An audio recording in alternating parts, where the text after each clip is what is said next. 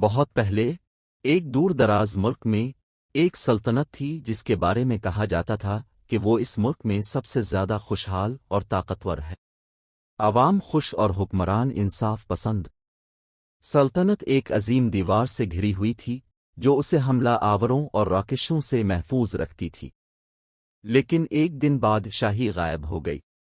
کوئی نہیں جانتا کہ اس کا کیا ہوا، لیکن کچھ کہتے ہیں کہ اس پر ایک طاقتور جادوگر نے لعنت بھیجی تھی۔ دوسرے کہتے ہیں کہ اسے زمین نے کھا لیا تھا اور اب یہ زمین کے نیچے ہے۔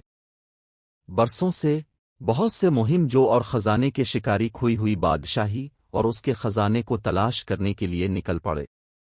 انہوں نے اونچ نیچ کی تلاش کی لیکن کوئی بھی بادشاہ کے ٹھکانے کی خبر لے کر واپس نہیں آیا۔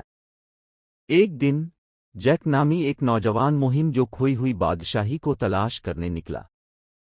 اس نے کہانیاں سنی تھیں اور سچائی سے پردہ اٹھانے کا عزم کیا تھا۔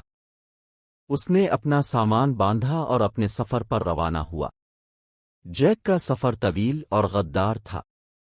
اسے غدار پہاڑوں سے لے کر دیو ہیکل درندوں تک بہت سے خطرات کا سامنا کرنا پڑا، لیکن اس نے کبھی امید نہیں چھوڑی۔ وہ جانتا تھا کہ کھوئی ہوئی بادشاہی کہیں باہر ہے اور وہ اسے تلاش کرنے کے لیے پرعزم تھا۔ آخر کار مہینوں کے گھومنے کے بعد جیک ایک چھپی ہوئی غار کے پاس پہنچا۔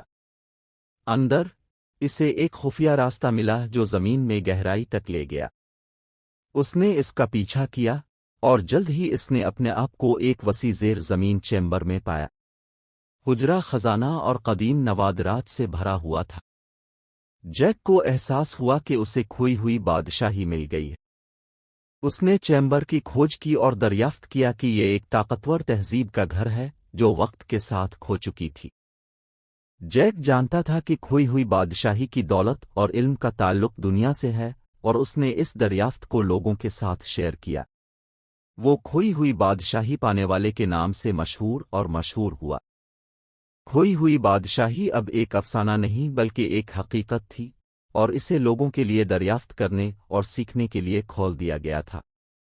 جیک کا ایڈونچر ختم ہو گیا تھا، لیکن کھوئی ہوئی بادشاہی کی میراث ہمیشہ زندہ رہے گی۔